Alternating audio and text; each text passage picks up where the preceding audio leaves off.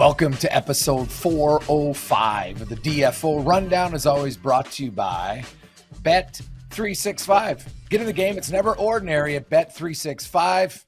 Use the promo code NATION, NATION, and get in on the action. I am Jason Greger alongside Jeff Marek. And Jeff, we are inching closer to the we're officially entering the final week of preseason. We are basically 9 days away from a puck drop on another NHL season, which is fantastic for me. The preseason, obviously this will be the last one of this length, and that is a hand clap for everyone involved. Amen. Do you ever gauge how bad the games are this time of year? Because I saw it too, like there's preseason games and then there's preseason games. And the two of them were on the same night. That Islanders New Jersey game on Friday was very much a preseason game, but totally outdone by Carolina and Tampa, which was very much, and I think you know where I'm going with on this one, was very much a preseason game. Now, you were at the Oilers Canucks game tonight. Did it feel like, this is a preseason game, or this is a preseason game? Well, compared to the first one I attended, this was an infinitely higher standard of a preseason game. So, yeah, it was good. The first one I saw, like there was nothing. There's very little intensity, and I don't blame the players. Like, you're veteran players. You know what? For sure. You're just like, hey, get me through the game. There's no forecheck. I understand. It's really hard to gauge players, especially early in preseason, right? Some young guys like, hey man, I'm pretty good, and that's great, but you're not playing against NHL guys. So tonight was better. Vancouver obviously didn't have, all their top guys by any stretch. Neither did Edmonton, but they did have their top line. So, and to me, that was the difference in the game. McDavid and Draisaitl were they were a lot crisper than they were their first preseason game. Draisaitl was make no mistake about it. Sunday night, Leon Draisaitl was brilliant. Like, that was a brilliant performance by Leon Draisaitl. I've watched a lot of Vancouver because I think this is obviously a huge season coming up for them. So I kind of watched them with an eye to a couple of players, and one, Braden Coots, is really going to make a tough decision here because he played great again tonight against the Edmonton Oilers, found the back of the nets. I always joke there's one coach who had him internationally who says he's like a right shot Reshny. He's like a right shot Cole Reshny. That's what he is, and he's a good skater and great vision, selfless player. He's a wonderful pick for the Vancouver Canucks. But the other thing that I always watch for in Vancouver games is Filip Chytil and his performance, and can he make it through the game? Can he stay healthy? And what's the performance like? And I think it's been 3 games for Filip Chytil so far. It might be more, but I think it's 3 games, and he's gotten through all of them because they're always wondering, because he has a hard time getting the hospital bracelet off. And the third period pass that he made, the cross-ice offensive zone pass that he made to Jonathan Lekkerimaki, if you're going to bed on Sunday night and you're wondering about your Vancouver Canucks, they lose a tough one to the Oilers, but still you're saying, you know what, Chytil look good. Like, Braden Coots looked good. You mentioned they didn't have the big boys. Hughes not there. Pettersson's not there. Coots looked good. Chytil looked good. It's the time of the year right now before we really get into the games where you just say to yourself, okay, are some of the question marks starting to work themselves out?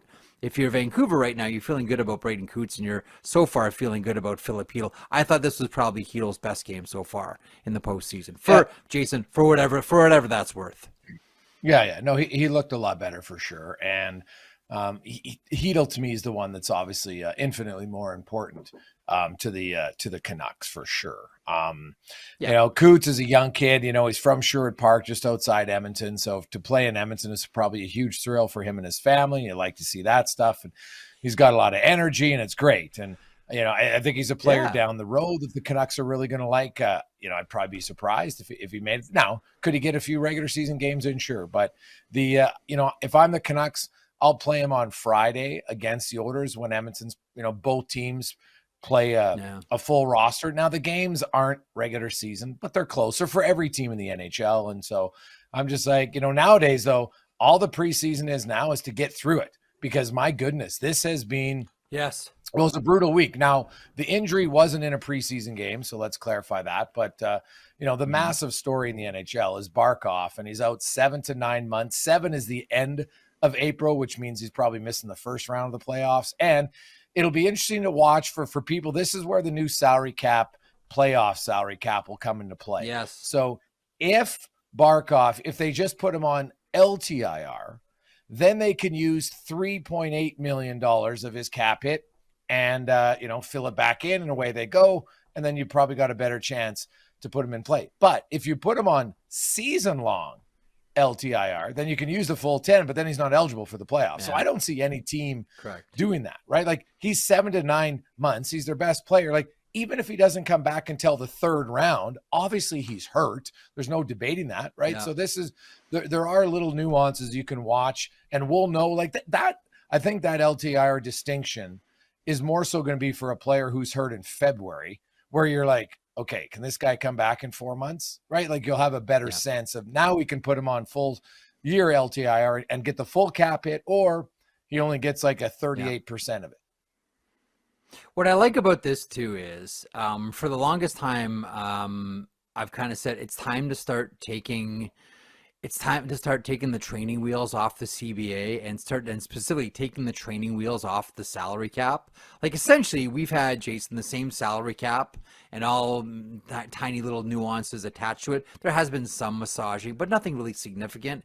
It's pretty much the same salary cap and structure that we've had going back to 2005. So here we are 20 years later, and finally it feels like, and who knows where this is going to end up, it feels like with a move like this, they're slowly starting to take off the training wheels and do a little more massaging of the salary cap. Is it to everybody's preference? Well, you're not going to please everybody, but at least they're trying to do something different. Now, as it relates to the Florida Panthers, what I think we're really going to learn now is just how good, like, we know how good Sam Bennett's going to be. Like, everyone's going to get a lift here up the middle of the Florida Panthers. We all know how good Sam Bennett is. But now I think we're really going to have a look, and we're going to start to answer the question, how good is Anton Lundell? Because we've kind of always looked at Lundell and said, what a luxury item. What a luxury item for the Florida Panthers to have this guy on your third line. And how many times have we said, a good third line can chew another team's third line, and that can be the difference between winning and losing a Stanley Cup. We saw it with Anaheim with the Paulson line. We saw it in Tampa, and we've certainly seen it with the Florida Panthers the last couple of seasons. So that's going to be one of the interesting things here now. How good Anton Lundell would be. And it's not going to quiet any trade rumors. We're still going to wonder about Crosby. We're still going to wonder about Malkin. We're still going to wonder about all of these players and who, if anybody, can fill the role of Aleksander Barkov. Because I don't think Bill Zito's going to want to sit on his hands. No, I think the other guy that I think people know he's good, but how good defensively, right? Barkov and Reinhart, they play together all the time. They've been top 5 finalists in the Selke. Well, now one of them's gone. And people naturally will say, oh, it's Barkov and he's way better. Well, we'll see. You wouldn't really know until Barkov comes back and Sam Reinhart's gone. But as much as you see Lundell, and I agree, I think that's a very good point, it's also going to be what's going to happen here with Reinhart. Florida, Paul Maurice has said, I don't care where we finish. And I think it's truthful, right? We've seen them. They didn't have home ice advantage last year and they won every round. So obviously they're pretty confident, but no Tkachuk for a few months. No Barkov for the entire regular season. This is a massive test, and it does. My initial reaction was the chance of the three-peat is, infinitely lower, if not gone now. If Barkov's out the regular season, even if he's out first round of the playoffs, the difference in winning the series in the playoffs could be Barkov being in there. He's just that good. Of course. Even though, there were a lot of people last year that looked at Barkov's performance and kind of looked at the boxcar numbers and said, like, where's the, where are the numbers here? And you ask any player on the ice and they'll tell you, like, we hate matching up against him. He's the best player on the ice, no matter whether he shows up in the goals, the assists, and the points. I think the sidebar to, now we're going to find out how good Anton Lundell is. I think now you're going to really realize how great Barkov has been and is. Even though I used to always make the joke that, Barkov is finished for Bergeron. And it's true. Like, Bergeron exits, and now it's the sort of default for the Selke Trophy has now become Barkov. Now you're really going to realize how great this guy has been. The players have, like, the one thing, Jason, I started my career in 1994.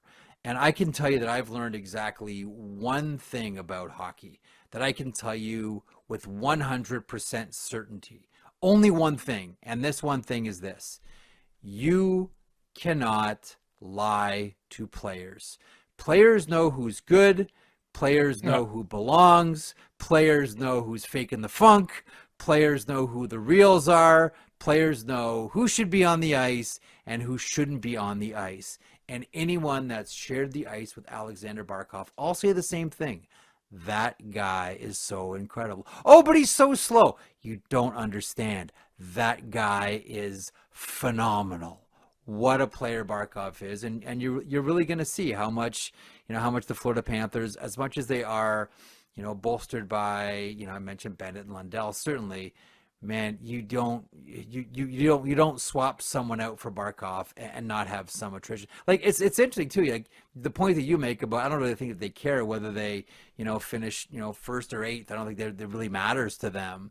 In that regard, they kind of have that old Los Angeles Kings ethos about them. That Los Angeles Kings motto of, we don't care where we finish. We're just going to get in the playoffs and win the Stanley Cup. Like, that's just the way it's going to be. Like, I kind of curious if you get that same vibe. I get that vibe from Florida very much. They don't care. They have home ice. It doesn't matter. Open up on the road. Yeah, that's fine. Doesn't matter. As long as we get in the playoffs, we're good. We're good. We got this. No. Florida doesn't want to follow in the Kings' footsteps of 2 cups in 3 years and then not win a series for 11 years. So that'll be something that they would try to change, I would think, because it was a great run. But man, when it fell off, fell off quick. So just as an aside, I don't want to get too bogged down in this conversation, but I want to share something with you that I thought was pretty entertaining. This was on the Athletic podcast in the summer. Sean McIndoe, they were having the conversation about what constitutes a dynasty in the salary cap era. Is it 2? Is it 3? Does it have to be 4 to match, the Islanders? Like, do you have to have that, 4 and 5? Like, do you have to have that? And McIndoe, down goes Brown, his point was, it has to be 4. It is make no mistake about it. If you get 4, that is a dynasty in this salary cap or non-salary cap. He said, as a matter of fact, how would you feel about this? As a matter of fact, how cocky would it be for the Florida Panthers to start the drive for 4 right now? They win the Stanley Cup this season to make it 3. Gary Bettman goes to award the Stanley Cup trophy to Aleksander Barkov, and he refuses to touch it. We're not here for 3. It'll never happen. But if there's any team that's cocky enough to not touch the Stanley Cup because we're here for another one, it would be the Florida Panthers. I just want to see your reaction. The dynasty is always a good question. For me, it's if you win 3 and 4 years, I think that's a dynasty. 4 in a row is obviously amazing, but there'd be 2 teams in NHL history that are dynasties. So I don't know, 2 organizations, I should say. So I think 3 and 4 is good. 2 in a row isn't a dynasty because it happens quite a bit, right? And so I wouldn't do that. Like, it's happened 3 times here in the last decade. So I don't think that 2 in a row is a dynasty. They're very good, and fans of Florida will say, "What are you talking about? They're a dynasty." No, you didn't call Tampa a dynasty. You didn't call Pittsburgh a dynasty. Yeah. They're not a dynasty. They're really, really good, but you got to get to the 3rd for me to be a dynasty. Now, some of the other injuries, not as serious, obviously, as Barkov, but Blackwood in Colorado is something to me to monitor. The fact that he might not be ready to start the regular season, it's not what you want for that position on that team who obviously went out. Capo Caco in Seattle, a team that's desperate to try to move up. Although I would tell you, Jeff, if there's an organization that needs Gavin McKenna, I'm putting Seattle at the number 1 top of the list. So they would actually, if they struggle, I know Kraken fans, you might not like to hear it, but it's the best thing for you long term. You give yourself the best odds, and I don't care the Islanders, that's an outlier. Yeah, they won from late. That means anything can happen. but I'm always playing the odds. Yeah. So I look at Seattle. They've got a lot of pieces missing for them before they're a competitive team. And Gavin McKenna is legit good. He would be a big difference maker for them. And so that's where I think that. And then the Jamie Benn collapsed lung is obviously, it's unfortunate for him. He's a guy who is pushing to get to 1,000 points this season. I think he needs 56, which if he misses a month and a half, probably might not happen. So, but that's, that one. And then even the Anders lead, because the Islanders to me, Jeff, are the team that I'm most intrigued about. And to think, because if they don't go anywhere, Anders Lee could be a very enticing player at the deadline. He can. I marvel at how quickly. Now, a lot of it is luck. Listen, the lottery is luck. And Matthew Schaefer fell into their laps. But I'm really impressed. And I think we're all really impressed how everything feels. And this is going to sound like a shot at Lou Lamoriello, and I don't intend it this way.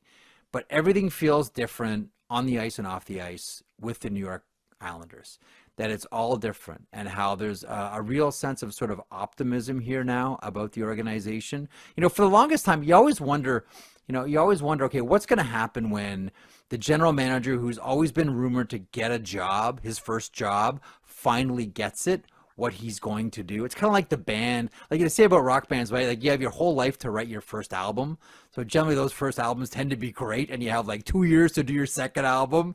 But you already know all your mistakes and etc. But Darsh has been planning this for a long time. Like, what will I do when I get, the keys to the Chevy? Like, what am I going to do when I get 2 hands on the wheel? I'm really impressed.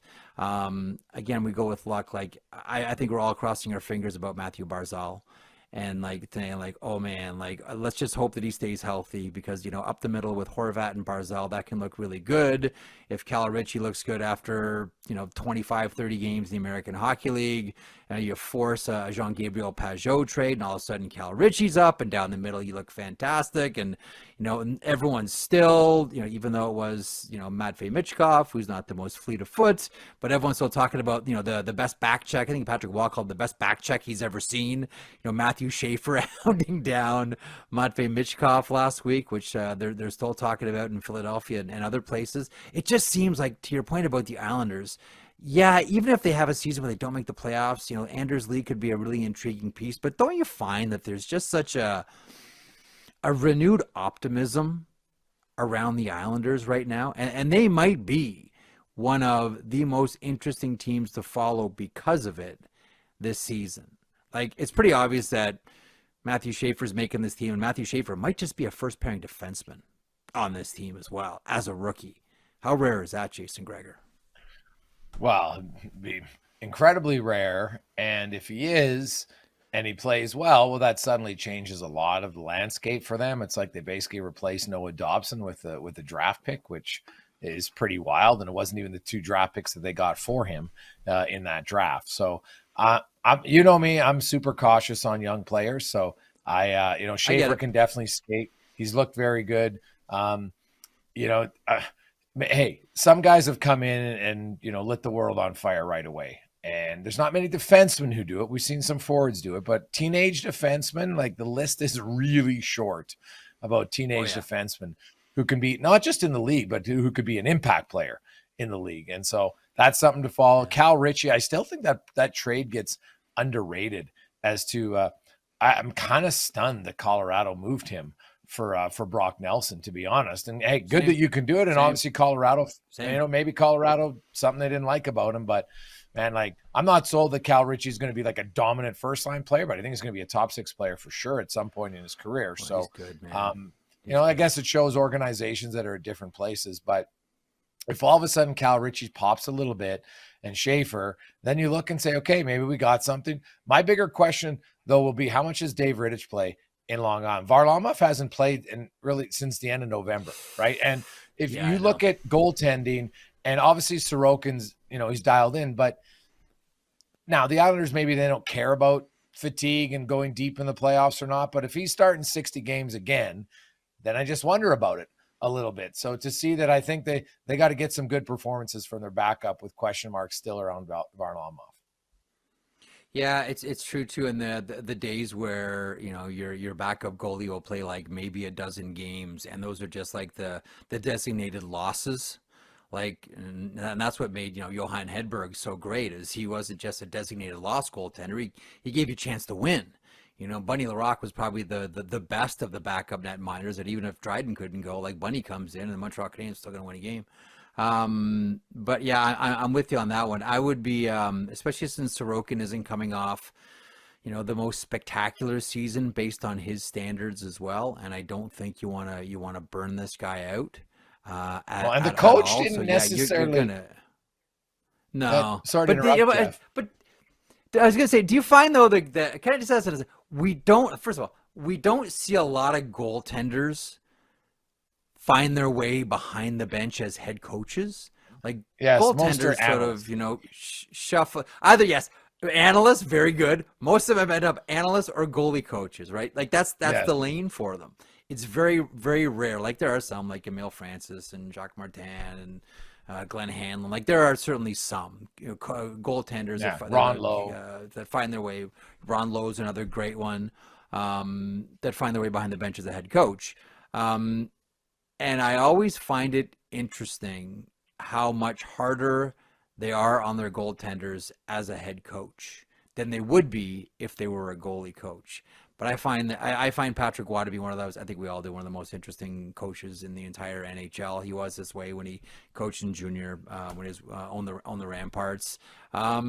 He's not shy about. I mean, he was the guy that hooked goalies early, right? He wasn't shy about like, all right, get it, like that whole phenomenon, like. Folks, it's smart, and I don't think he's tipping his cap to the analytics departments around the NHL. But Patrick was the first one to get goalies out early. Like I'm always kind of impressed at how much Patrick Waugh doesn't seem to be part of the traditional goalies union. Right? There's not that collective, that fraternity. He's just like, yeah, he stinks. Get him out. Now pull him out. Yeah. No, he's done, and I'm not going to be shy about saying it. Yeah, and that's, what I think, now, hey, he obviously knows his goalie, and it is like Sorokin's going to have to be a main piece of that puzzle for them to go anywhere. And if he can get better than he was last year, then I think they definitely have a chance. Now, speaking of goalies, there was a big story this past weekend. Marc-Andre Fleury comes back, signs a PTO, actually plays in a preseason game. He's doing push-ups in the shootout right beforehand. He's obviously been a huge crowd favorite. They're having pranks when he comes back for his last tour. He was asked if he's going to come back. He's like, dude, my hips are killing me right now. I can't play. Do you what did you make of this? And by the way, the Penguins made it like a regular season game. It was cheapest ticket was $90 to get into the game, and it's something big. Fleury, he's a unique player because he's beloved by everybody, so friendly, so nice. They won 3 cups with him. He was a top pick for them. He was in the organization for years. And then even when he left, a lot of Penguins fans like, okay, you went, but we're still happy for you. And obviously they've never really replaced him. Obviously him and Murray were there together, but since then it hasn't been great. What do you make of this? Is it a one-off? Do you think teams would ever do something like this again? I really don't. You considering how this is the blueprint. Okay, we've seen it. Now I know things get more complicated because there's only going to be 4 exhibition games next year, and that does complicate things. And that everything's just sort of worked together. Like the Rubik's Cube, just sort of all the sides clicked on this one, right, Jason? And it led to this wonderful moment that we saw on Saturday night. Trivia time for everyone who collects things like this.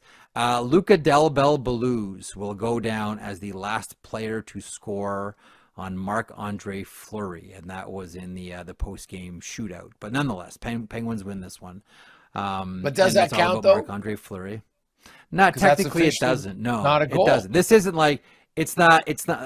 You're 100% right. Technically, he was the last one, though, to take that round little black thing and put it over the red line behind Marc-Andre Fleury. I'm getting on a technicality here. This isn't. You're right. This isn't who would it have been? Andrew Brunette, who was it 2003 in the Minnesota-Colorado series, scored the series clincher which was the final game for Patrick Roy. So Andrew Burnett was the final player to score on Patrick Roy. This one isn't as profound or as big, and it's, to your point, kind of a technicality, because it doesn't count as we sort of swerve into multiple different trivia lanes here.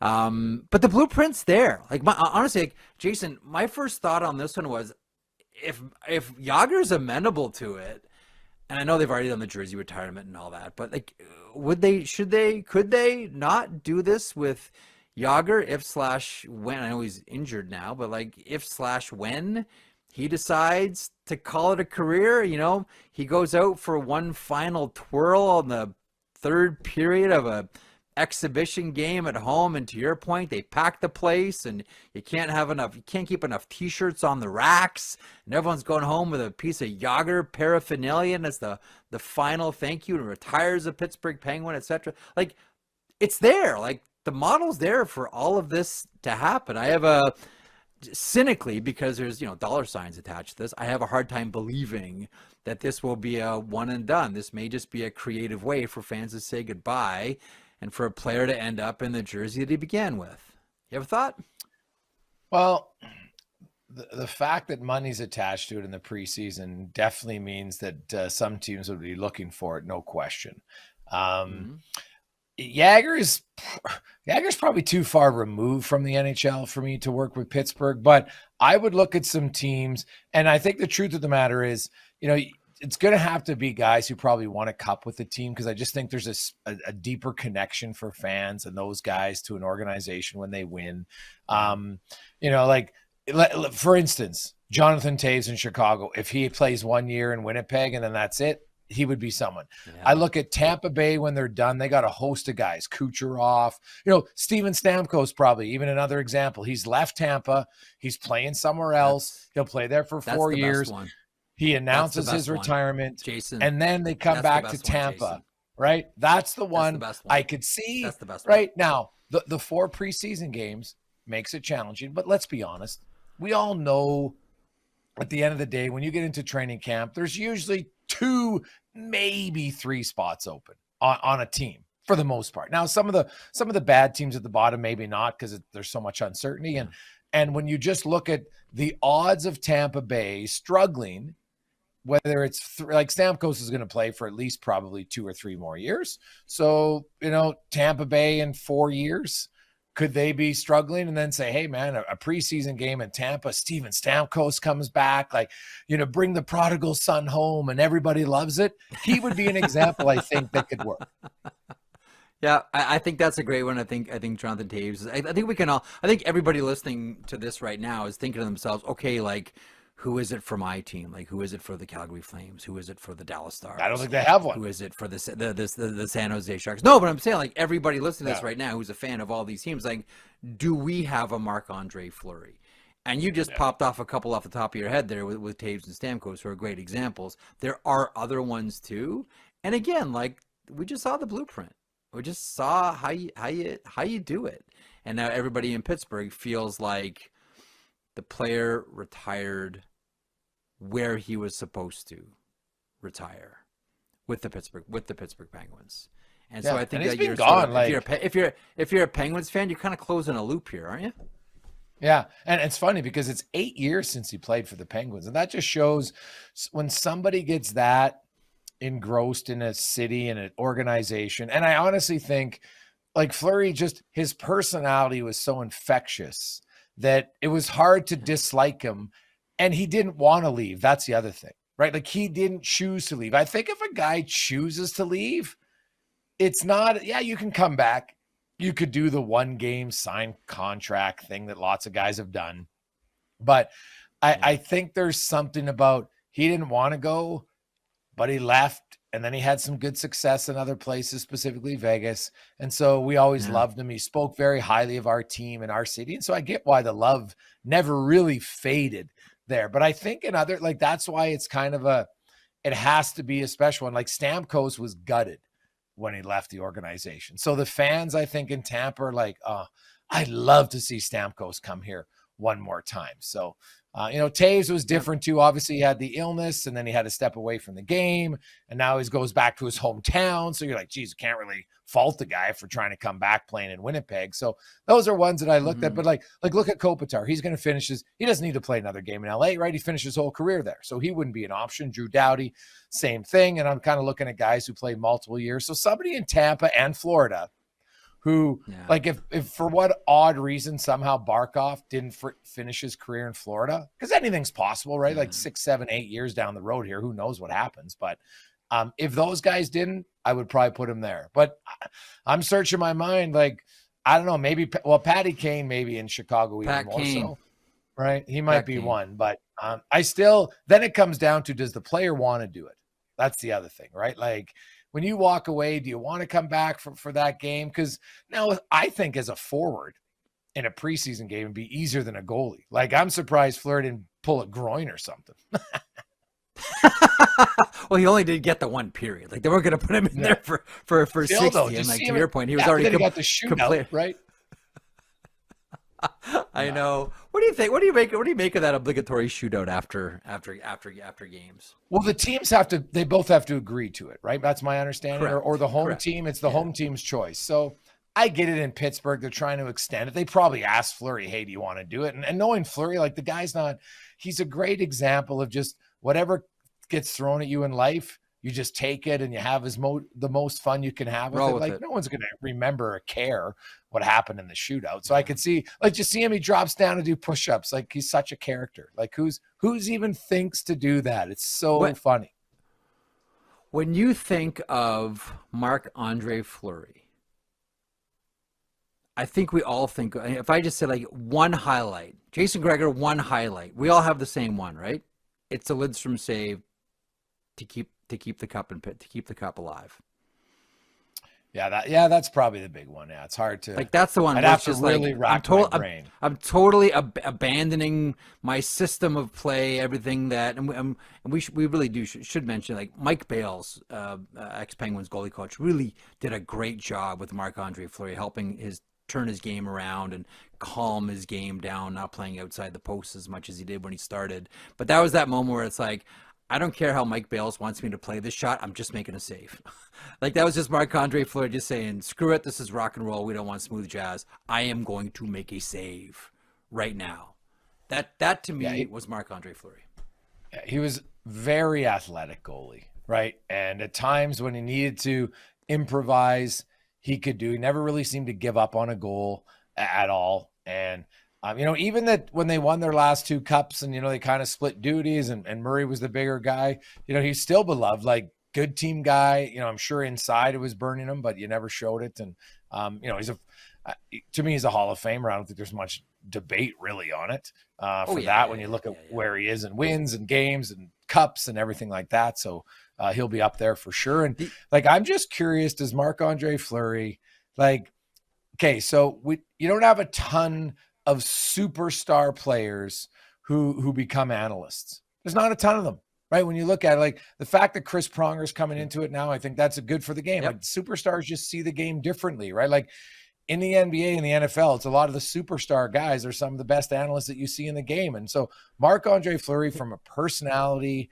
from everything else, if I'm the NHL and I'm one of the networks, I am really trying to get Marc-Andre Fleury. Now, not right away, maybe needs a year off, but I would strongly get in his ear because he'd have the personality. He's got the sense of humor. I would think he would be a good analyst. Maybe he doesn't want to do it. He has no interest being around, away from his kids, so I can understand it. But it would be interesting to see if he ever gets into that side. I always liked the way that Kelly Rudy did it. Speaking of goaltenders turned analysts, and that is, when his team was out of the playoffs, he would pop up on Hockey Night in Canada. And so, like, that transition for Kelly Rudy was really smooth, that by the time he retired that last season with the San Jose Sharks, he was ready to be a full-time analyst. Your point about the superstar players is a great one. And here's why. There's a couple of things. The mentality, well, first of all, they can't afford the pay cut. Second of all, when you look at and Shaq and Barkley, the two obvious ones, they see value in keeping their brand alive on television around the NBA games for what that means outside of the sport. And that's why I really admire Chris Pronger right now and what Pronger is doing. Now, he's taking some time off. He's worked, team side in the NHL. We wondered if, hey, maybe Chris Pronger will manage a team one day down the road. What I like about what Pronger is doing here, both on television and also on social media, is he's looking at this as an investment for his other interests. Got to keep my name hot. I'm going to keep my face hot. I'm going to keep myself out there. I'm going to keep in front of this marketplace because I also have, whether it's his, motivational speaking, leadership workshops, these types of things that Chris Pronger is involved in. He's using hockey as a platform to be able to capture an audience, remind people that he's still out there, he hasn't vanished, that he can use and channel into his other endeavors. And that's what the NBA guys do so well. That's what Shaq does so well. That's what Barkley does so well. I'm with you, Jason. Like, I've waited for an NHLer to look at that and say, hang on, I'm a superstar. I'm used to rocking like $9 million. I'm not going to come anywhere close to doing that on hockey television right now. But it can lead to something else. That is my marketing, and this other on the other side of the coin is my actual business. Pronger is brilliant that way because he recognizes it out of the gate. I really admire him. You look at the Manning brothers, you look at the Kelsey brothers. I know that Travis is still playing, but Tom Brady. Yep. You look, there's lots of the other ones. Like Adam Oats, I thought he was unreal. I get why he left to run his own company and what he's doing as a skills coach. But I learned a lot from him when he was on the broadcast. I felt he picked up lots of little subtle nuance. Like I look at, to me, one of my favorite guys always been Ray Ferraro, 400 goal scorer. Of course. There's not many 400 goal scorers in the NHL, although he's getting passed. Sorry, Ray, but you might be knocked out of the top 100. I think it's unfortunate because, we used to have lots of fun talking about that, but he was, I learned a lot from Ray about what he saw and picked up little nuances of the game. And I think hockey's definitely one that they could be better in, how Pronger's seeing things. Definitely, it's just different. It's not a knock on anything, Kurt, guys. It's just they see certain things at a quicker speed at times. So I have time for two really quick stories about Adam Oats that I think you'll find interesting. So I worked with Adam for a few years, and I remember one day we were both in makeup chairs next to each other, and we were talking about the Detroit Red Wings, and I said to just making conversation, I said to Adam, I'm like, I'm really considering the Detroit Red Wings weren't a very physical team at all. I'm surprised how much of them left the game injured, like some significantly injured as well. I said, like, I find it really interesting that this was not a bruising team, yet so many guys, it's a back, it's a hip, it's a knee. In some cases, it's an accumulation of concussions as well. And his answer stunned me. He said, it's the way they play. I said, what do you mean? He goes, well, when do you get hit? I said, when you have the puck. He goes, they played the most disciplined puck possession game that we'd seen. So they were always available to get hit, and they got hit a lot. He said they never surrendered the puck and put it in a safe place where they wouldn't get hit, but they can retrieve it. They always wanted to hang on to it. And when you hang on to the puck too long, you're going to get hit. And if you know anything, Adam Oats. Like, his big thing is you should not get a concussion playing hockey. You should not get injured. There are smart ways to play hockey. And it really blew me away. I never thought about it like that before. That it's a very smart way to play hockey, but you're really susceptible to injury. He said, we see it with the Detroit Red Wings from the top of the lineup to the bottom of the lineup. The teams that play that strong possession game tend to get injured a lot more than other teams that play more of a dump and chase game. The other thing, and this blew me away, we would sit in the green room and we would just pull up old Gretzky clips. And Adam loves Wayne Gretzky. Adam Oats adores Wayne Gretzky. And so, but the thing is, like, Adam's brain, like, he's a mad scientist, right? Like, he thinks like on a completely different level. Jason, he would walk us through what Wayne Gretzky was thinking at all these different times, what he was setting up, how he was drawing a player, what he's doing with his shoulders, watch the way he's angling his skates, like all these types of things that we would just look at in a game and go like, how did Wayne do that? He just made it look so easy. And he would break it down. And I'm like, Adam, there's a great show in here called Watching Gretzky with Adam Oats. I'm surrendering a free show for anybody who wants to do this with Adam Oats, but I'm telling you, it's one of the most stunning things I've ever seen, watching Adam Oats narrate Wayne Gretzky clips and explain what he was thinking and how he did all the things that we just looked at and said, it's just Wayne. He has a different type of expanded vision that none of us have. Jason, it was one of the most fascinating things. We used to die. Let's do the Gretzky thing. Yeah, let's do the Gretzky thing, Adam. Let's do the Gretzky thing. And it will blow our minds. Every time we did it. It was fascinating. Yeah, I worked with Adam for many years on my show. And one game we sat in the crowd and watched the game. And I think I learned more in that one game from little nuances. He's like, you see that play, and I'd record the game at home and I'm taking notes. He's sitting there and he's taking notes on that. I go back and I'm like, oh my God, he's watching this in real time. And I was just like, it was amazing. Just the little things you'd watch about defensemen. And then you get him on sticks. That's the greatest one. You want to get him losing his marbles. He talks about sticks, but it is very true. When you think about how many hockey players have their golf clubs fitted and they've went for a golf fitting and now they're playing the NHL and you ever have your stick fitted? No. And he's like, it's ridiculous. And the more you think about it, it makes sense. It's the Yzerman pattern that he always liked, which is ironic because I don't think Steve Yzerman actually ever used the Yzerman pattern, but that's the one that Adam Oates always maintains is the best pattern, easiest to catch a pass. And the way that he always would demonstrate it is, imagine you're at a bar, okay, and you have the blade of your stick and you're trying to catch a beer that the bartender is sort of sliding down for you. You need to have like a little sort of a little curve at the toe so it'll sort of slide onto the blade and then get caught gently. And he's like, that's the Yzerman pattern, and that is the pattern that everybody should have. The other big thing for him was the lie of the stick. Right. And that's why, I mean, I know a lot of Washington Capitals players kind of went goofy when, Adam was coaching and he wanted to change everybody's sticks. But his whole thing is he would walk by a rack and he'd look at the lies and go, that's a concussion stick. That's a concussion stick. That's not a concussion stick. That's a concussion stick. That's a concussion stick.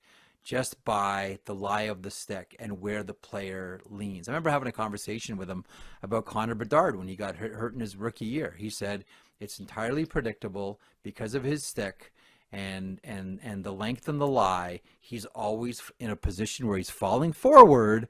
And sure enough, when we saw Connor Bedard get hit, what was he doing? He was falling forward. I remember I called Adam right after. I'm like, I hate to say it, man, but you're a genius. Like, you called this one like so long ago. Yeah, I'm with you. Like, you get him on sticks, park an hour, take the phone off the hook. We're not taking any calls because Adam's talking about sticks. Fascinating. Yeah, no, it would be fascinating. Now, coming up, we got a few contracts to discuss as well. But first, we're going to get into buy or sell. Pat Puff joins us. Patty, let's fire it up. Thanks, Greg. Yeah, buy or sell. Brought to you by Bet365. Download the app today. Get in on the game. Use code NATION. Bet365 must be 19 or older. Please play responsibly. The first one I have for you, Connor Hellebuck is plus 375 on Bet365 to have the most regular season wins. Now, we know he often has a crazy workload, over 60 starts in the last 4 seasons, 63 last year. So are you buying or selling on this, or will the Jets take a step back? Both maybe in production, but also as the amount they play Hellebuck this season. Greg's. Ooh. You take that one first, Jay. I want to think about this. I'm gonna sell. Hit us with the hard one right off the top. Pat. Yeah, you're selling on that one. Sell for a variety of reasons. Number one, I think the Jets are going to take a little bit of a step back in the win column as a team. Number two, I think they are going to be cognizant that, you know what, hey, we've done the same thing year after year, and it hasn't led to any different results in the playoffs. And now he can say he's not fatigued, and maybe he isn't fatigued. but I wouldn't know. And why the hell would I do the exact same thing again and say, let's go 63-64, and then bam, we're going to flame out and we're going to have a brutal road record, and we're going to have brutal goaltending at times. So I am going to sell on Hellebuyck leading in wins. My default would be the same, but then I remember those are incredibly awkward conversations to have with someone like Connor Hellebuyck, who does not want to concede the net at all. This is one, man. This is one where I get all that. I just don't know the fatigue. I just don't know that fatigue is the issue. Like, the thing about Hellebuyck in the playoffs, like, and it happens every year. Like, he just gets, like, how many times did you see him in his crease just get locked, right? And locked deep, right? And the Blues just started sort of picking him apart. I don't know if that's a function of fatigue, though. Like, I don't think that Hellebuyck thinks that it's a function of fatigue. No, I'm gonna say the song remains the same on Connor Hellebuyck. I don't know that the playoff woes are so much a fatigue issue. Again, not a goalie coach here, but from the people that I talked to, it's not a fatigue issue. It's he gets locked. I mean, you talk to the St. Louis Blues shooters, and they're like, "Oh yeah, when he gets locked, then we know it. We just start firing, and we fire from far." And how many times did you see that in that Blues series? Guys just sifting him in from the blue line because Hellebuyck was locked, and that's not a fatigue issue. Yeah, I think that's fair. I have a hard time believing he's not getting 60 games again this year, so but plus 375, I don't mind that one. Yeah. Second question for you. Carolina Hurricanes plus 600 to win the President's Trophy this year. Now, they're seemingly in that spot every single year. The question being, I guess, here, is this finally the year that they take that next step? Are you buying or selling, Jeff? Carolina to me is sometimes like the new San Jose Sharks.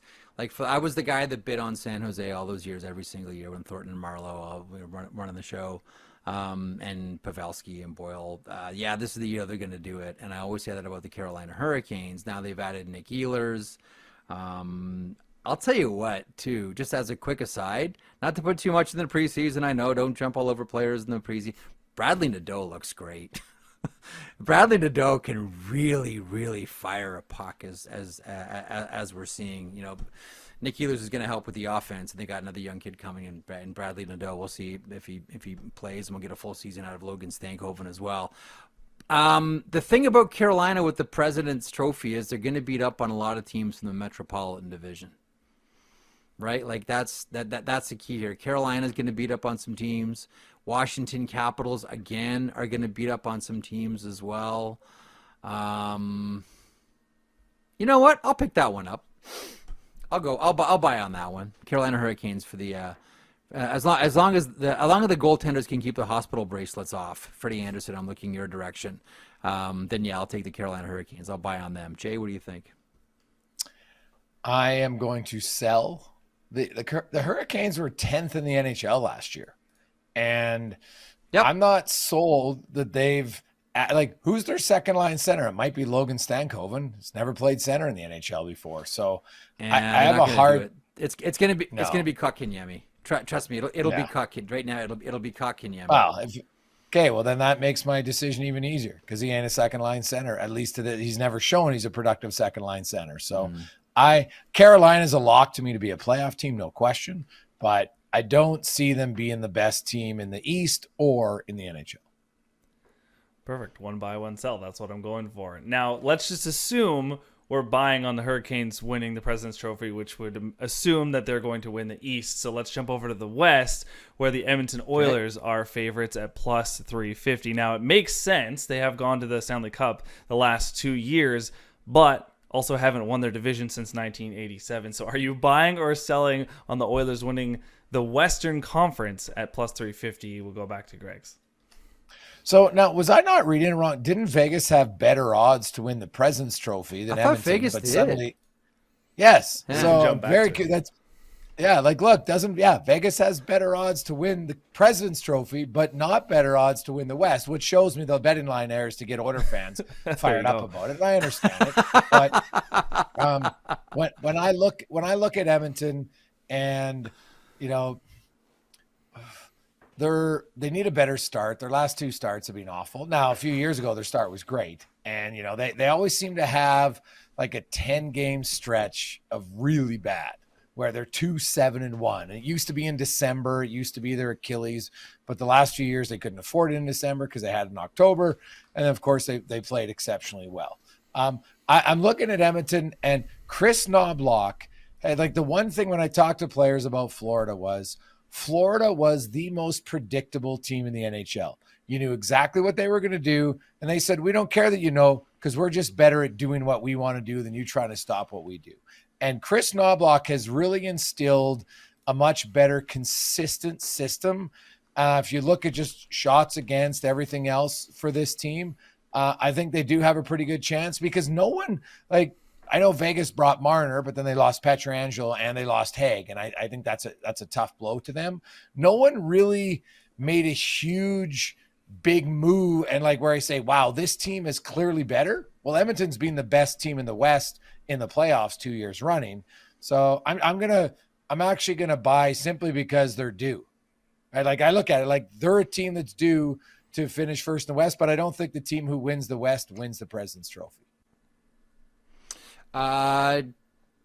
Don't necessarily disagree, but and I want to stay consistent on this one because I think the top 9 of Vegas are going to give teams fits. That top 9 with Vegas, with the addition of Mitch Marner playing with Eichel and Ivan Barbashev, is going to be a nightmare for teams. I still like Vegas to win this thing, and I'll tell you what, I don't know that, and yeah, we're all used to the 10-game swoon that Edmonton always goes on, and then they pull out of it and right the ship. And they know that they can do that. So that's sort of baked into the pie for a season. And the Alex Pietrangelo injury really hurts the Vegas Golden Knights. I just don't know when you look at, you have a third line with Tomas Hertl and Brandon Saad and Pavel Dorofeev, one of the quietest goal scorers in the NHL.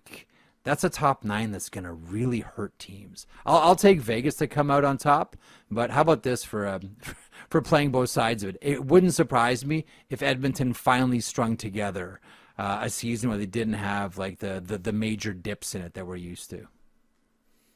Yeah, I think that's totally fair. Vegas a little more proven. Oilers a couple of young guys as well. Just for the record, to win the division, Vegas is plus 150. Oilers are plus 155. So super close. But that's all I got for you on buy or sell today. I'll let you get back to it. Bet365. Now, speaking of a few other Western Conference teams, big signing in Anaheim, Mason McTavish. And I'm telling you, Jeff, I think this has a really good chance. Hey, they obviously, Pat Verbeek, I give him credit. He ended up getting the contract he wants now. McTavish still gets huge money. Don't get me wrong. 7 sheets a year. There's nothing wrong with it. But I think this contract has potential to age incredibly well for Anaheim. I completely agree. I look at this one and first of all, Verbeek seems really comfortable with the number 7, doesn't he? He's really, and we'll see what happens. It might be out of his hands when it comes around to Jackson Lacombe because he's got arbitration rights here, but he's pretty comfortable there.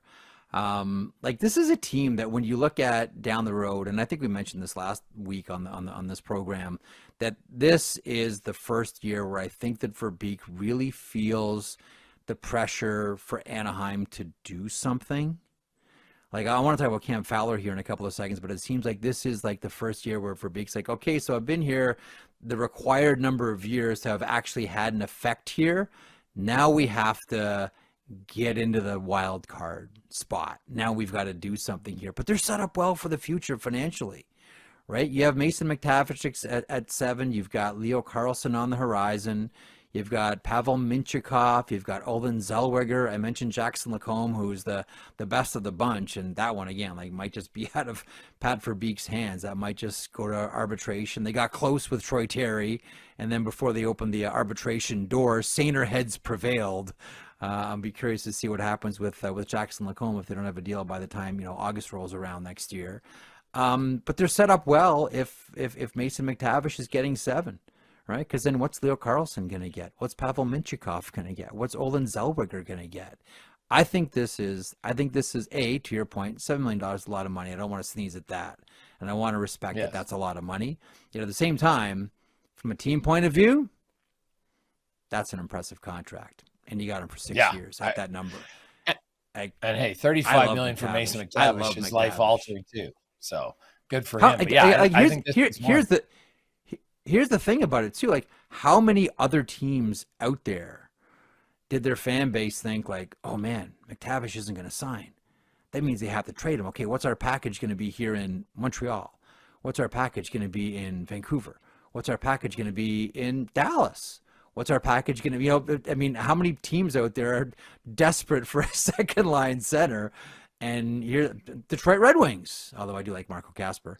Like, how many teams were thinking like, hey, we may have a shot here at Mason McTavish? And Pat Verbeek got him in at a good number, on good term. And it sets them up for other signings. I think it's really good.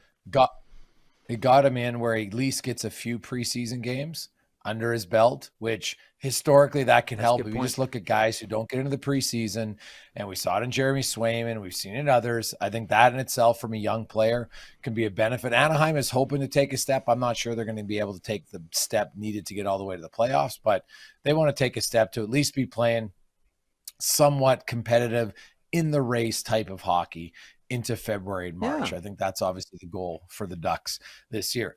Now, you mentioned Cam Fowler and that contract with the St. Louis Blues, signs a 3-year. Like, I look back, I thought that was one of the best trade deadline acquisitions. They didn't have to give up very much to get Cam Fowler, and to sign him, you know, it's a 3-year extension, good money for him. He goes up to 6.1, which isn't crazy when you look at his age and just how he's playing.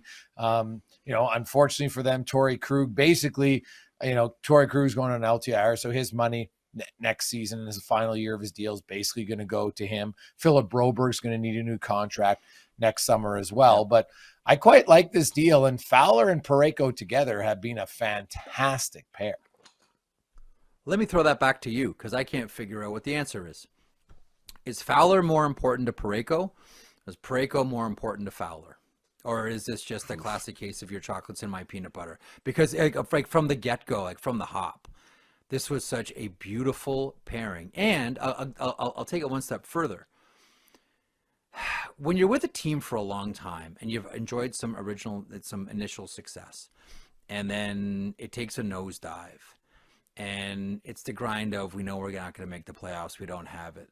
Things for a player can get really stale. And it seemed like Cam Fowler's environment for him was real stale. Like, how many times, and I don't mean this as a slight, I just mean this as, I can understand if he would feel this way. How many times did you watch Cam Fowler in Anaheim and go, I bet he's just kind of going through the motions here? Late in the season, team's out of it, he's a veteran, it's so stale, it's not getting any better. Like, this trade totally rejuvenated Cam Fowler. And good on Doug Armstrong for recognizing, I mean, we talk so much about the classic change of scenery trades. You know, all this guy needs is a change of scenery, shot in the arm, that type of thing. Like, he got to the St. Louis Blues, and all of a sudden, it was like 2013 all over again for Cam Fowler. It's like, whoa, I remember this guy, and he was excited, he's playing great, and him and Parayko are a fantastic pair. It's amazing what happens. Like, sometimes we tend to forget, like, players can get stale with teams. When, you know, what did Ryan O'Reilly talk about before he went to St. Louis? You know, how much I've lost my passion for the game here. Like, what these guys are talking about is things have gotten really stale. Like, and I still have that. I still wonder about a number of those Buffalo Sabres players that have been there for a long time with this losing, how stale it must feel to them. But Fowler's that guy, and I was I was happy about the contract, and good on him, and that's a good number for the team and where the cap is going. That's not gonna hurt at all, and he's a good skater, and you know, I don't think you're gonna lose on a deal with someone that can skate like that. I'm just really impressed at Doug Armstrong for recognizing that with Cam Fowler, because that was kind of a surprise deal, right? It was like, well, they just picked up Broberg, now they're getting Cam Fowler. Like, good on Armstrong.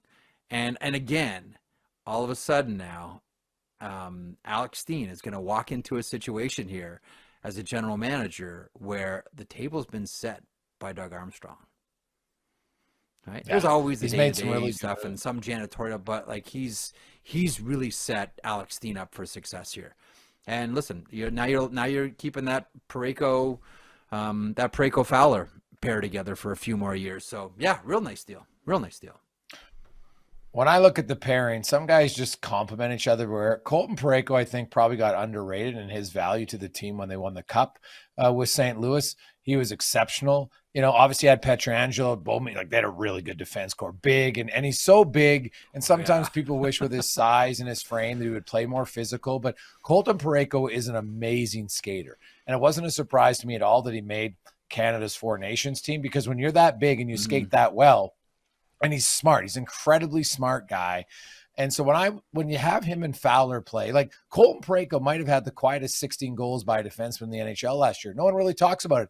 He doesn't ever want the fanfare. He never asks for it. His game is pretty quiet. It's not flashy by any stretch of imagination. Yep. He can absolutely fire the puck. Like he has got, people don't talk about it when he really loads up. Obviously he's almost touching the rafters in his backswing, but he can really fire it. And I think Cam Fowler in today's NHL, it's a great complementary pair to one another in that their styles. Parayko's the bigger guy who's really mobile, can move, and Cam Fowler laterally is unreal, right? Like he is so walking the blue line. He's still one of the best for me in the NHL. And I watch them as a pair, and I think it's something where some guys just play really well together, and it's both guys, I think, make each other guy a little bit better and allow them both to flourish. And they're both smart players. I think they realize right away, okay, this guy can help me, I can help him, and away we go.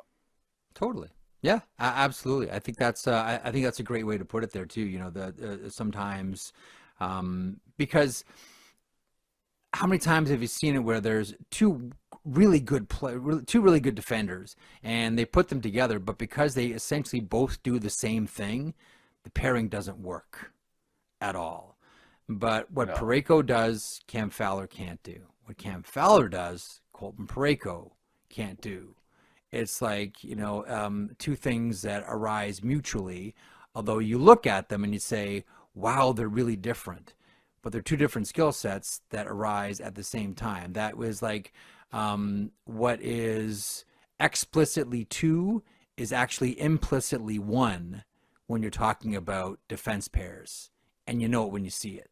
And you see it with Parayko and Fowler.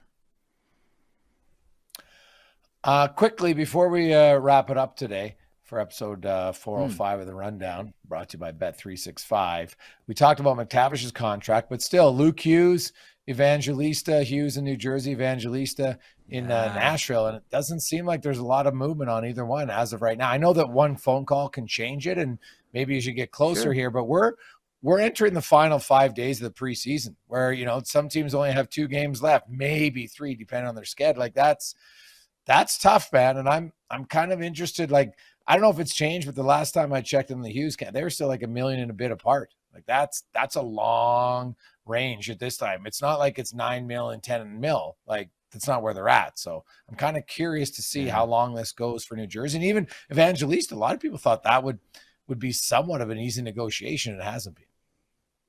No, it hasn't, and those two sides still remain a significant amount away. Although I think it sounds like they're very much together on term, which is 2 years, which is interesting because the consideration early was that the Evangelista camp, and he's a Wasserman client. They wanted something shorter term, where the Nashville Predators wanted something longer. But those two sides are still $1 million, or maybe even a little bit more than $1 million apart, I believe. On that deal. And again, to your further point, young players can't miss camp, man. Like and the Nashville Predators, if they want to, what was Barry Trotz's joke? Like, everyone's been wrong about us the last 2 years, and we're going to prove them wrong again. It's a really great line by Barry Trotz to try to put it like, everyone's writing us off now, and now we're actually going to be good. You can't afford to have someone like Luke Evangelista missing training camp. The Hughes thing is interesting. I think part of it here is also, CAA is the agency, and they've watched Nathan MacKinnon and Jack Hughes both signed what turned into the biggest team-friendly deals. And I think if you're Luke Hughes, you're looking at that and saying, yeah, my brother got paid and that was awesome, but I don't think any player wants to say, wow, what a team-friendly deal. Look how much money you're leaving on the table. I wonder how much of that is part of this dance, because McKinnon's a CAA client. How long do we talk about, man, Colorado's got this guy at 6. This is insane. What a deal. And now we see the same thing about Jack Hughes, and I'm pretty positive Luke Hughes doesn't want to go down that road either, of being the one guy that everyone looks at and says, I can't believe Luke Hughes is leaving this much money on the table. That's an excellent defenseman there and should be compensated as such. I'm with you. I find this one, and I'll be the first to put my hand up and say, I totally misread this. I thought of all of them, this one would be done. There's just too much experience on both sides. I thought, yeah, it'll go through the summer, but this one will get done. I could not have been more wrong. Jay, than on Luke Hughes. Now, you piqued my interest because we're going to have a good debate later on in the future because we're going to have time for this pod. But like Jack Hughes, he's 3 years into his contract. I think 1 year he's been a bargain deal. The other 2 years, okay, now because of injuries. Shoulder. Not necessarily production, but because of injuries. And so how much will that play out? I think Jack Hughes, you know what, like you're an $8 million player. You got to be at least an 80-point player for me to give good value. If you do the 10 points per for a million kind of rule for high-end scores, obviously, defenseman scores 20, not only getting $2 million. But I look at Hughes, and he definitely has the potential to blow it out of the water. But so far, his numbers don't, because he misses 20 games the last 2 years. Yeah. Now, you can look at injuries as a byproduct of luck. You can look at injuries as a byproduct of being slight and putting yourself in dangerous areas. I look at Jack Hughes and say he's the guy that's going to be the first New Jersey Devil to ever score 100 points. Like you talk about the ceiling, he's going to be the first one to do it. In the history of the New Jersey Devils, they never had a 100-point scorer. He was right there. He's that potential still exists, and he is just so. We all marvel at the skill and the skating and the hands and the vision and all that. I just hope, knock on wood, we've seen players that have had, injury woes early in their career, and then they sort of course correct. I hope that we've seen the end of the significant injury for Jack Hughes. He's just too good. But I do know what you're saying. I do. I hope he stays healthy, because when healthy, he's incredibly so good, dynamic player to watch. One of the more exciting players, just on a pure excitement level, in the NHL. Yeah. Jeff, great work, man, today. Enjoy the week. Thanks, and when we speak next, we will be setting up the regular season of the National Hockey League. I can't wait. And we'll have Roper joining us on Friday's edition. You betcha, buddy. Awesome. Have a good one. Thanks, everybody, for listening, watching on YouTube, as well as anywhere where you get your podcasts. It's The Rundown, brought to you by Bet365. Use the promo code NATION, NATION. Get in the game. It's never ordinary at Bet365. Hey, hockey fans, if you enjoyed that video, then make sure you hit the subscribe button right here on the Daily Faceoff YouTube. We have you covered for everything you need. Exclusive interviews on The Sheet with Jeff Merrick, all the latest hockey news on Daily Faceoff Live, and you can always get your morning started with Johnny Lazarus and Colby Cohn on Morning Cup of Hockey. Don't miss a minute. Hit that subscribe button.